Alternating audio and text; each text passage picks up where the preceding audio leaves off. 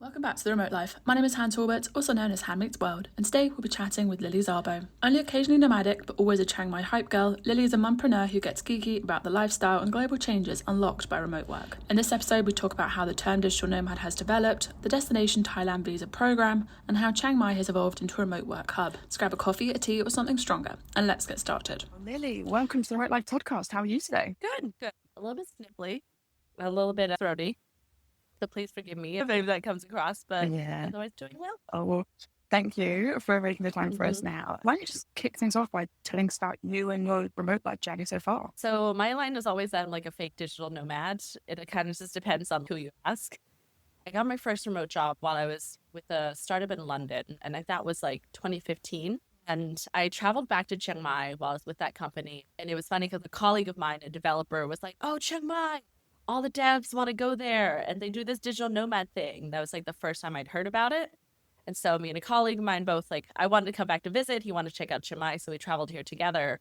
And it was interesting to see my hometown through his eyes. And like I went to this bar called Small House. It's no longer there, but it was once upon a time just like a Chiang Mai institution. And went up, saw the bartender, my friend Chris, and he was just like, "Hey, you're back. What are you doing?" And so I was like, "Oh, I have a job where I can work online now. So I thought I'd come back home." And he says, "Oh, you're one of those digital nomads." And I'm like, "What? No, but this is my hometown. Like, how can I be a digital nomad in my hometown?" So yeah, that's always just like stuck with me. That became like a core memory. But yeah, I work remotely. I feel so lucky to be very location independent in my work, and that's been for many years now. Gosh, that's like almost a decade. Time flies. But I've never properly done the nomad thing, to be honest, because I live here in Chiang Mai, and the world comes to me, and my hometown is just an amazing place to be. What really is the nomad thing, right? Like, because I feel like it adds a certain connotation, like, you know, the media and press now, and so online, we go, "Oh, here's a day in my life, like, my digital nomads, whatever." And like, I never really resonated with the term digital nomad. I remember like hearing about it for the first time when I was in 2016, and I was like, yeah, I guess that makes sense. But like, I was the same. I still had a base. And I did for years. I was on off remote. I've only been fully remote for the last 3 years at this point. And I feel like, I suppose maybe it's more that we're trying to find a version or like a term that works for, you know, the official things like visas and to what you call it in the press and whatnot. But I feel like we all have our own version of it. I'm curious to know how would you call yourself? Yeah, I would say maybe like I'm part of the digital nomad community. I often say, you know, because I think I first connected with you and so many other great people during the pandemic, right? Like I feel like we had a fantastic LinkedIn community that we all invested online and grew our relationships on that platform. So I'll say I'm sort of part of like the remote work ecosystem on LinkedIn. I'll sort of frame it like that. But maybe my hypothesis is that people who were remote working and traveling prior to like 2018, I would say, have a slight aversion to the word digital nomad or don't necessarily feel like it fits. But then the term took off, right? So there's a whole cohort of people who embrace the word digital nomad because that was what was kind of like taught to them. They had this lifestyle modeled to them and they aspired to it and they chose to adopt it. And then because that mass adoption happened, those of us who started remote working like earlier have gotten lumped in, and now we just kind of accept it, because especially those of us who are in content, who are in media, we need to use language that people understand. The amount of people, I normally just say I work and travel full time. I feel like that's just the most easiest way for me to describe it. Because in my mind, a digital nomad is basically like the new backpacker. Because it's taking somebody who travels fast, works online, and you never know which country they'll be the next. That's kind of how I think about it. So it's funny that you didn't like the term before it took off. For me, I don't like the term now. It's taken off. But I don't know if it's because for me, it's almost, it kind of has not, although it's the most digestible term, in my opinion, I think it's come with a lot of negative connotations now. Like, for me, for example, when baggage. I was in the content creation industry and the term influencer took off in 2018. Well, for somebody who's working in marketing pre-2018, an influencer has a very different meaning. It has actually somebody of influence. And it's not somebody who has a social media following necessarily. It is someone who has influence in their community. Yeah. But then because it became the term that was most palatable and most used, that's how you then got, I'd say I do content. They go, oh, you're an influencer. I'm like, fucking what? Cringe. And then obviously like it translates differently in different languages. So you kind of can't get away from it. I feel like the term digital nomad is also the same. So sorry, come back to my point. When I say work and travel full time, some people will say, oh, you're one of those digital nomads, just like you. And I'm kind of, yeah, sure, whatever you mean to get what I do. And it's so funny, I feel. But then I would say, no, I work and travel full time because I spend a couple months here, a couple of days there. My schedule never really quite looks the same.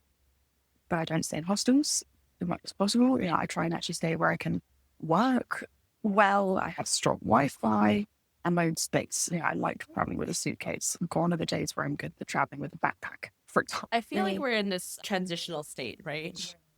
Where it's being redefined. And that's just so interesting to me because probably not since like the Industrial Revolution has work, because like work from home, right? It is also this term that's out there and has a usefulness. But if you're a digital nomad, then you don't work from home because you've like uprooted and left your home.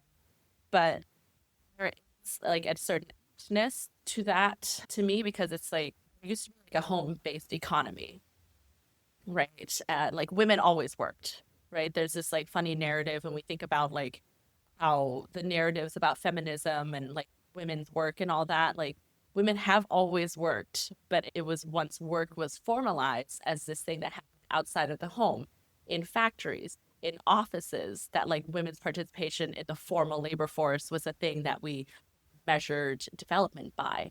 Right. But then fast forward to now with the opportunities of remote work and the creator economy, work has in a funny way returned home for my husband and I. Both have the ability to work remotely.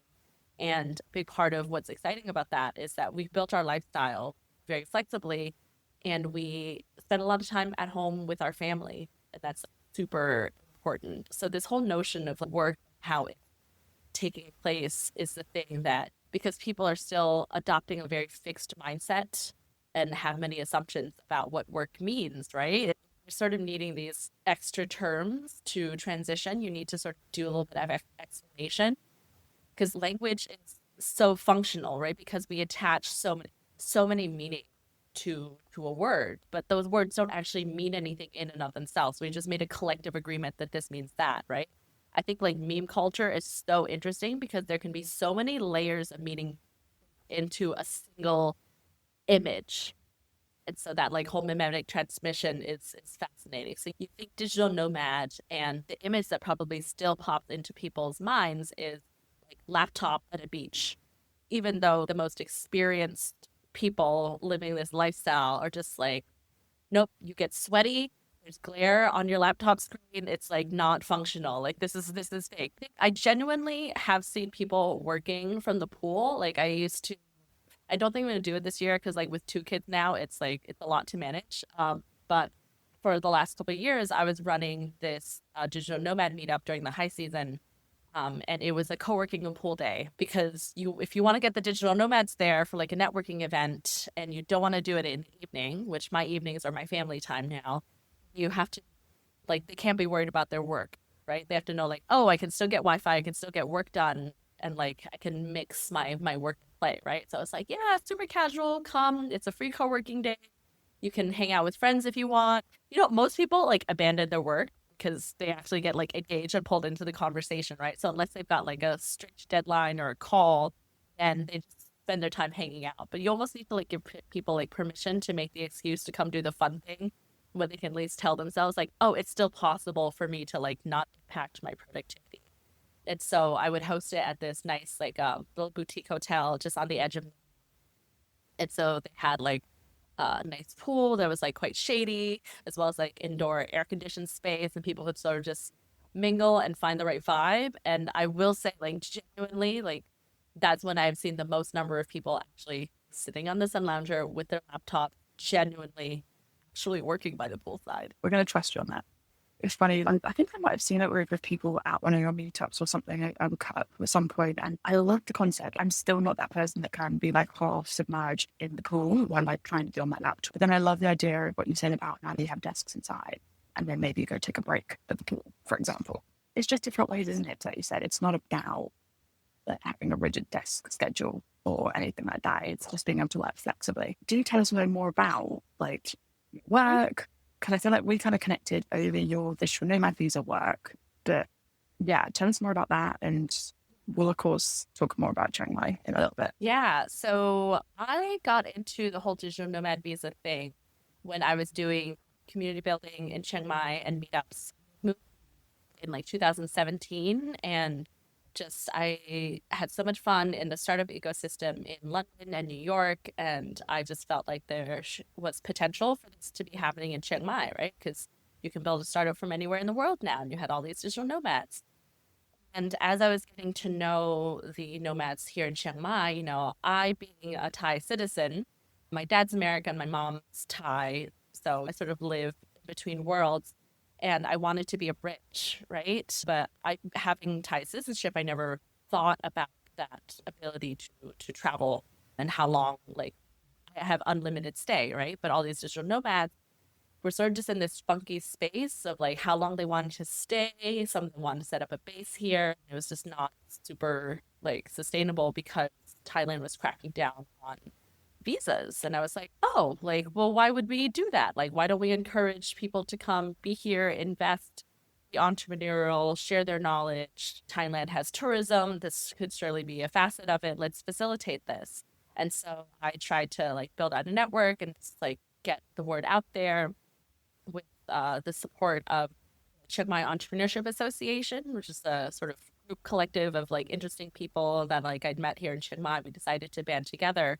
We did like a survey to try to get some data to the government because at the time nobody knew what a digital nomad was, right? There was no official definition. It was before the media had taken off with the term. And then that work was very frustrating because governments are not very interested in new conceptual things, even though you think it's an obvious win-win. Kind of need time for data education. And then when the pandemic hit, just government priorities went in a completely different direction. And in the meantime, I started seeing that there were other countries who were responding to the pandemic by being experimental, right? Like you heard about Barbados sort of being the first ones to launch that remote work path. And Estonia had sort of been campaigning on this for a long time. So I started reaching out to these folks to see if I can get some tips. And I felt so isolated during the pandemic that, like I mentioned, there's this wonderful community on LinkedIn that I connected with. And it just felt so nurturing because your work doesn't feel sustainable, right? When you're just like pushing, and you're constantly banging your head against the wall, you're like, why am I doing this? I do think I have that entrepreneurial bug that I think to be a successful founder, you have to be a little bit like pathologically obsessed with something because you're kind of like making a statement. This thing doesn't exist and it surely doesn't exist for like reasons. And you decided that you're going to bash your head against those reasons until it exists and I hopefully like a sustainable way. And so this had been very draining and I felt like quite burnt out. And it was when I finally connected with this global network of people who were like-minded, shared these hopes, aspirations, could start exchanging information about like what these policies were, how people were able to find local stakeholders to get on their side and just started to map all these different paths for how the other digital nomad visas came into existence. I just really wanted to capture that knowledge and share because like whether or not I was successful in campaigning for a digital nomad visa for Thailand, I just spent so much time and effort on this. I don't want this to be wasted, right? I want to like share it with the world. I want all my pain and suffering to be of use to humanity. No, you did such a great job with it. Honestly, I'm so impressed. Who knows? It'll be a blueprint for whatever happens next, right? I feel like a bunch of countries into a phase where they started creating digital nomad visas. And then they got to the point where I feel like we're at this place now where who are these actually for? So it kind of goes back to what we were saying before about what is the digital nomad. In my mind, what a digital nomad has become, it's not necessarily what the visa's for. And there was two different things going on. You had the policy frameworks which were being created, and then you had the PR campaign. There was a mismatch with those, the eligibility criteria and the documentation required and the permission that came with those so-called digital nomad visa programs actually map to the actual genuine behaviors of digital nomads, right?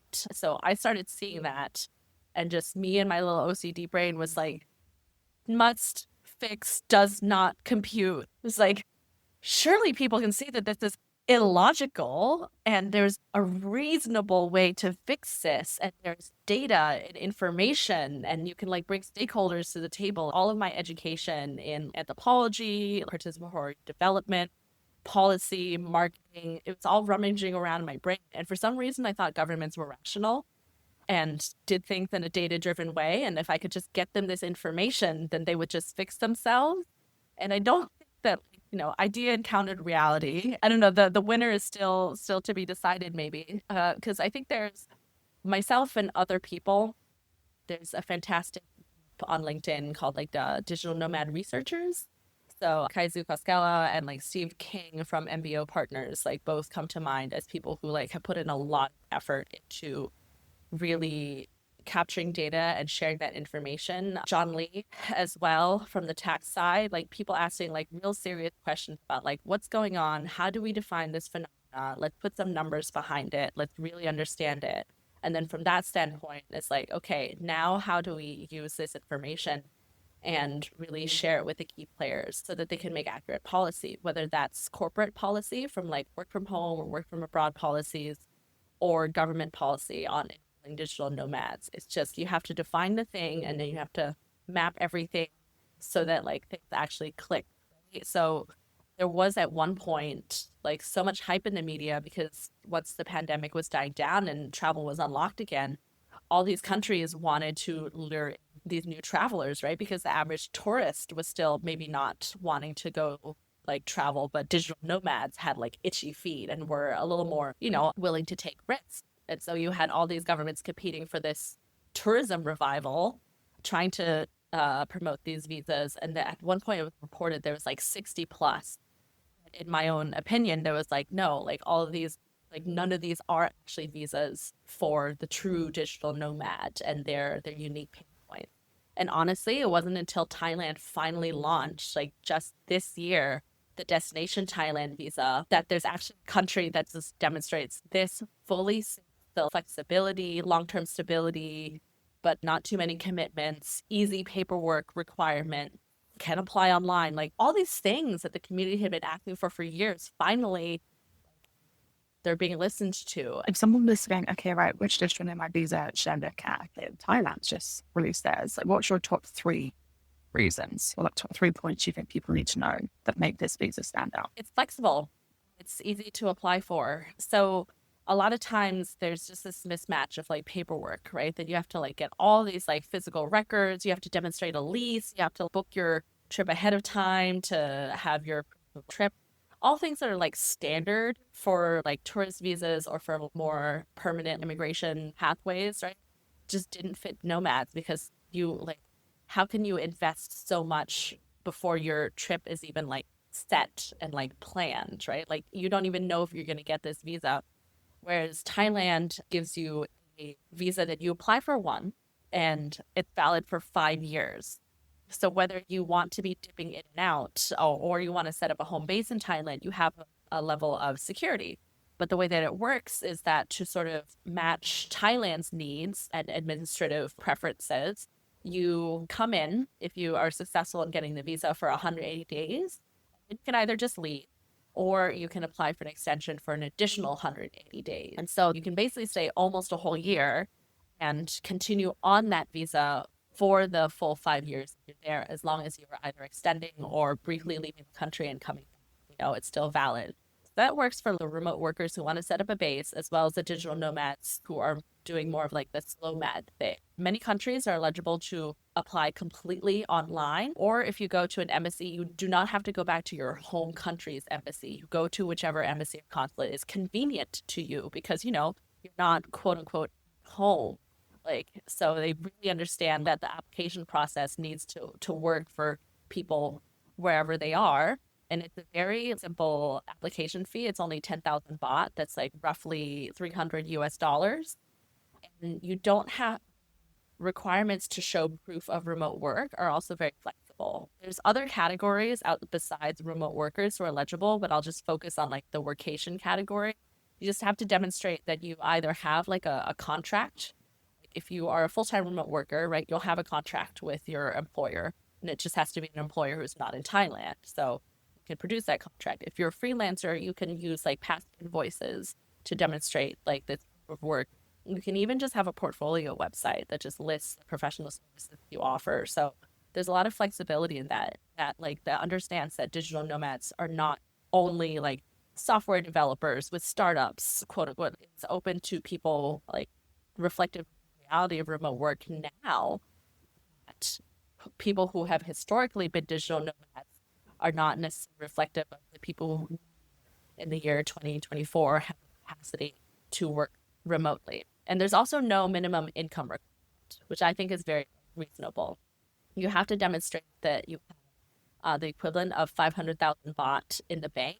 I have a whole blog post that we can share that gets the actual numbers correct. You just have to show that you have proof of saving so that you're not going to be like a burden on the healthcare system. You know, you're actually a person of means, which I think is completely fair, right?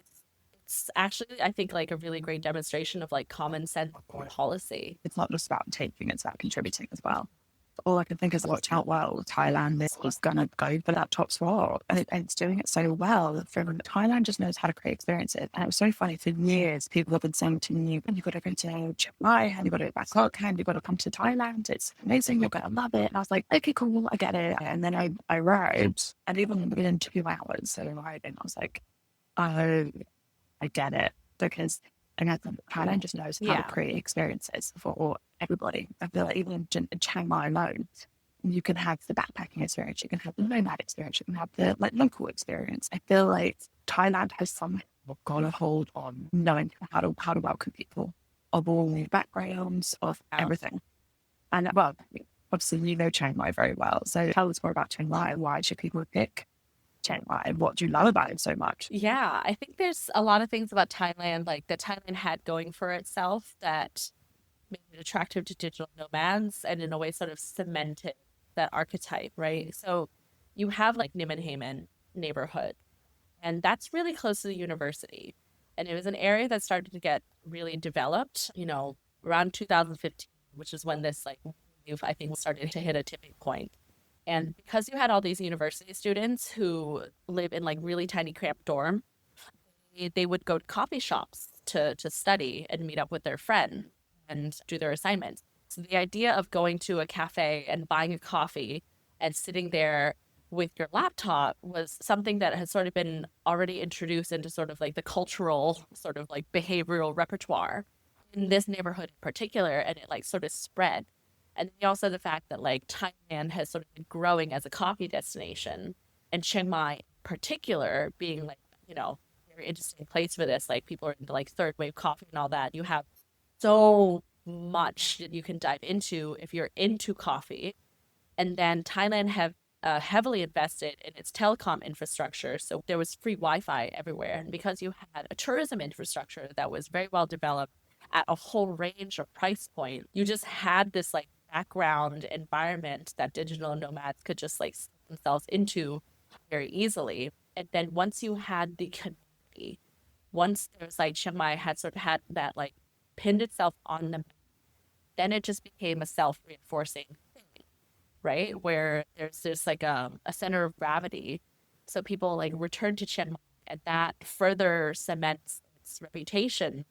And so you see it becomes, you know, it's like Mecca. So people do the pilgrimage, and like at some point you've got to go to Chiang Mai. If you're a digital nomad, you got to check out like what's the hype, like whether you decide to love it or hate it, like you need to speak to that experience, right? And so it's just been very interesting to see other destinations develop along different pathways. It's been interesting to learn observation, because there's so many things about Thailand and about Chiang Mai that I take for granted that I don't notice, right? Because you know that joke of like the old fish asks the young fish, how's the water? And they're like, what water?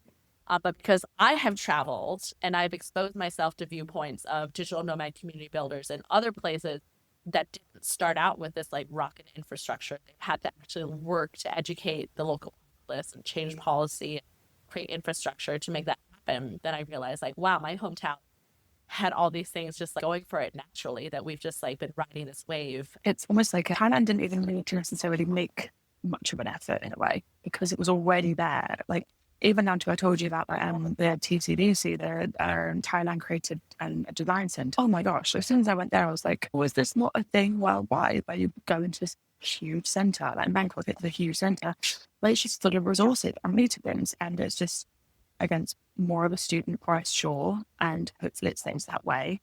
It's just a really great place to go work, and it's such an inspiring space. It's not even about having a particular space, but it's just so well designed. Funny enough, the design centre is well designed, but it's not just that. It's other open spaces in like shopping malls and like whatnot that are just so well designed to inspire creativity, inspire productivity. And so I feel like it was already almost culturally embedded versus like other places that are trying to bring in stuff because there is now this wave of digital nomads. In a way, it's almost like, you know, the gimmicks of like the corporate office that like wants to make itself be more fun and like attractive, and so they do things like the ping pong in the lounge, right, is kind of the like joke at this point. There's, I think what speaks and what resonates is in Chiang Mai, this sort of design, this, you want to have fun, you want to have like spark creativity, you sort of want to like create a mood and ambiance. There's something to be treasured there that like someone has put a little bit of love, a little thought into it, that I feel like is very, comes from, I don't know, somehow like, it's like a spiritual juju. It's like an energy that I think really speaks to people. You can tell when someone is just doing it because it's a spark of creativity, or it's a passion project, or it's a bit of love, or it's kind of taking a leap of faith concept wise, versus someone who's like done this studiously, that's like researchers have gone and analyzed all these different workplaces and tried to distill the perfect office, and then you do it there, where it's just like the energy, it's just gray, right? The energy is like doesn't spark joy. It's just become corporatized because it's not necessarily authentic or organic. And the funny thing is like, you know, I love that there's like this awesome visa, that there's like more sensible infrastructure that sort of emerges out of the chaos. I think that's my like waspy American side that wants to like work hard, create efficiency. But Chiang Mai, actually, I think I love it because the honest to God, like Thai side is like, there's just going to be a little bit of chaos. And like people sort of expect a slower pace of life. They don't always do things just like efficiently, which sometimes drives me bonkers, but that's what guards against doing things too much to like a plan, right? It may feel frustrating, but it actually sort of adds this opportunity for like perspicacity or like creative problem solving. There's really something there managing those two tensions. And because Chiang Mai really has this strong cultural sort of like slower pace of life, we honor our heritage and tradition, and even things that can be frustrating like the language barrier, you know, there's a barrier there that you have to very intentionally overcome. It means that you don't just automatically have this like cultural homogeny. So it's in the tensions that you actually can create some interesting things. And so that's something that I'm very fascinated by, like in this like place of life. It's like just noticing those tensions and trying to think about like balance. You don't want to do things to the extreme. You want to sort of be able to like ebb and flow and pick from the best of both worlds. And not the best of both worlds from like an idealized ideological standpoint, but like what's best for you, for me, like at this point in time.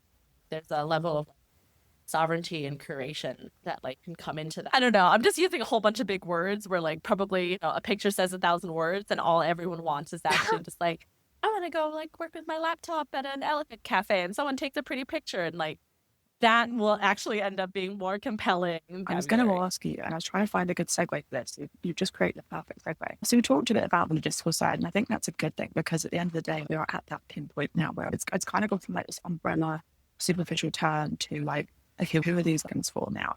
Who are we trying to attract to these destinations? And I feel like we've seen where some have had slightly too fast growth and slightly over tourism, and like it's almost not working in certain destinations. And then on the other hand, you have places like, say, Chiang Mai and Bangkok, I think, and say like Chiang Mai, where somehow the growth has almost been managed quite well, at least from what it looks like on the outside. What do you think that destinations and your brand could be doing more of or less of in order to meaningfully promote a destination? So less on the logistical side, but maybe on, like you mentioned before, the PR campaign side. What would you like to see more of? Yeah, I like to think that I've matured in my view. Like I've always been a Chiang Mai hype girl, like always, always, always. And I don't think that's going to change anytime soon. But I've been able to sort of really look at the bad and be honest about it as much as I want to talk about like it. And I think like it's a very human foible, you know, when you love something, it's precious to you. You don't want to acknowledge the downsides. So for a long time, I would get really like triggered when someone started to bring up like the burning season or like the visa issues that they were experiencing. They was like, no, no, Chiang Mai is perfect. Everyone should come here. And it's that kind of like spiritual bypassing that I think was actually like not helping, because then you're not speaking the truth. You're not speaking authentically. So with this whole idea of like gentrification, right? Like I have a lot of like thoughts about this. Like one thing that Thailand actually has going for it that's very protective, that's very frustrating if you're an outsider trying to, good people, you know, trying to invest, trying to be entrepreneurs, trying to make an impact here. But Thailand does not allow foreigners to own. There are ways around this if you like create a company, for example. But if you just think about as like a protective, like Thailand, literally by law, Thai land must belong to Thai people. It's set in there structurally. So it means that we are not going to experience this level of sort of like the issues around people coming over and like investors like taking over all the housing, for example. It's just going to be mitigated in a certain way. That still happens, you know, to some extent. Thailand experiences gentrification. Thailand experiences over tourism, but the problems are not coming from digital nomads. I get a little bit angsty when people try to project the issues that are Same. going on, like the protests, like in Lisbon or in Mexico City with Thailand. And I'm just like, no, take your assumption and go like F off. Like I get very opinionated about a lot of things, about like people especially take narratives that become like very Western oriented narratives that come with like a lot of political baggage as well, and trying to like force them in here. Hot and button issues like gentrification, like ethical elephant, insert whatever. To me, I feel like there's a cult of belief that says like you're only allowed to have like YZ beliefs about these things, and people take those ideas and they come to Thailand and they want to map them to here. And I'm like, no, take your assumptions and like look at what's going on here. And actually, like we can have a nuanced conversation about like a middle way. And I think that's a Buddhist. That's like, you know, I want to sort of like apply that worldview, or maybe that's just me, part of in two different cultures. I don't just like want to blind like take everything from one side or the other.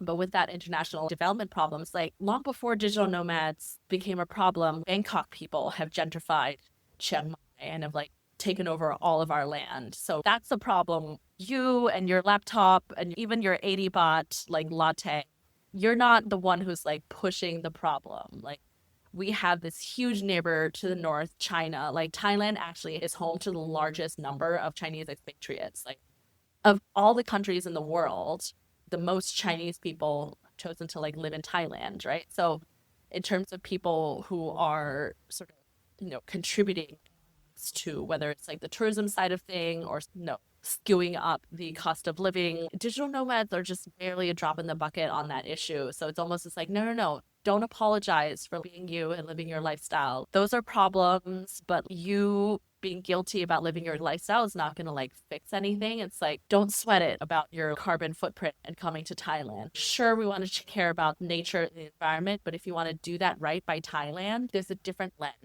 Sustainable travel has become such a big topic of conversation. And I feel like almost we need to acknowledge that there is only so much we can do as individuals too, right? That's finding work to contribute as well. I think it's almost good that we are also championing doing what we can as individuals that make up the bigger conversation around that too. And that kind of ties in then with the digital nomad movement as well. We can only contribute what we can. And I think taking some of their like heaviness and responsibility that we kind of maybe feel around it, when all we want to do is just flexibly work and travel. Like that's normally like the big goal So no, I appreciate you saying that, because I think it's so much more nuanced than what you see on social media, what you see on in press. Yeah. Everything. If I may, it's how useful is that energy? How useful is that guilt? Because like you have privilege. Embrace it. Like it's freaking awesome. How amazing is it that you can work on in the digital economy, your clients can be global, you have all this flexibility to design your dream life. You have a strong passport and you can travel, or you're eligible for like these cool visas and you get to explore the world. That's amazing. You are privileged.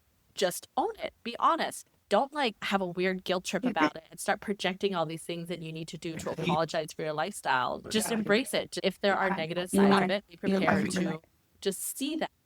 I'm like very into thinking about the shadow, and I use the word like spiritual bypassing. It's just like, no, just like acknowledge that there's trade-offs. Like you're not a bad person, but yes, there are going to be negative consequences to some of your decisions. But like that is true literally for anything that you do in life.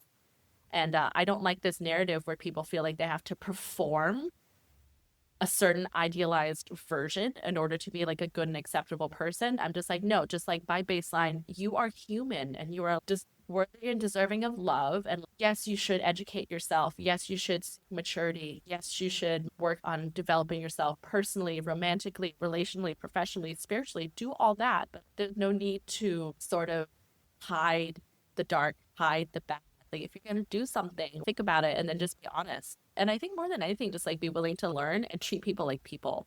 That's what I hate, is just like this performance. Like the people who come to Chiang Mai that make me feel sick are the ones who come here and treat it like Disneyland, as if we're all just like NPCs in the background. And it's like, hello, you just literally stopped at the top of an escalator to take a selfie. Have some situational awareness.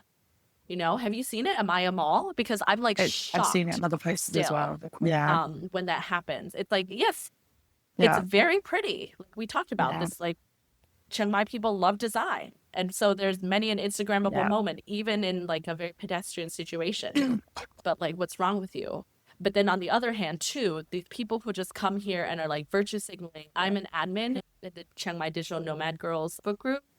And I really hate having to moderate the discussions about like elephant, you know, because Thailand has a certain culture and tradition. And some people will just tell you that elephants belong in the wild and there's nothing else that's acceptable. If you go against this at all, you are a horrible, nasty human being. I think people are very scared of being shouted at by strangers on the internet. But inside, people are like, oh my God, elephants seem so cool. I want to experience this magical creature, this like sentient animal that is so clever but is so different from me as a human. Like I want to be in touch with that. I want to be in the jungle with them. Like people truly long for that. And it's that like weird tension, like when you are unable to sort of acknowledge the dissonance, then I think that leads to weird behavior. Whereas if you're just honest about it and you can like find that middle way, then I think people they act from a place of integrity. And because they're not shielding themselves and trying to suppress the stuff that they can't acknowledge, they're actually very open to the world and they treat people like people. So there's something in there, I guess. I just want to keep talking about it and like going deeper and deeper. I feel like we started the like initial conversations. Now we're feeling that the first wave of what are the consequences. It's about finding a nuanced, not even solution, but that nuanced way that works for you, right? So we'll leave it with that here for today. I feel like we could just keep diving even further into it. There's a lot. But I've got one final thing for you before we finish off our amazing session today. So fill in the blank. Home is where? Home is where you're willing to give up some freedoms. Okay. I think I've been thinking about this word freedom is so idealized within the digital nomad community that like you have to make choices, you have to make commitments. There are going to be trade-offs. There's no such thing as like an endlessly free lunch. Like if you demand that you're always free, you're give up some of the best things in life, because some of the best things that you can have come from making choices, from making commitment, putting down rules. And so I'm not saying that like give up your like world wandering, but you know, there's like an epidemic of loneliness within the nomadic community. And yeah, if you make freedom your idol forever, then that's something you're going to have to cope with, versus making some commitments, whether that's to a person, to a cause, or to a place. It's so enriching. So I think home is where you choose to rent a flat, where you're willing to give things for. Again, there's so much I want to keep like talking about now, but like we're gonna have them park it for now and come back later. Thank you so much for sitting and chatting with me today. It's been awesome. Thanks, Sam. Thank you so much for listening to this episode of The Remote Life, and thank you, Lily, for taking the time to speak with us. You can find links to her profiles below. Thank you so much again for listening, and we can't wait to remote work with you again soon.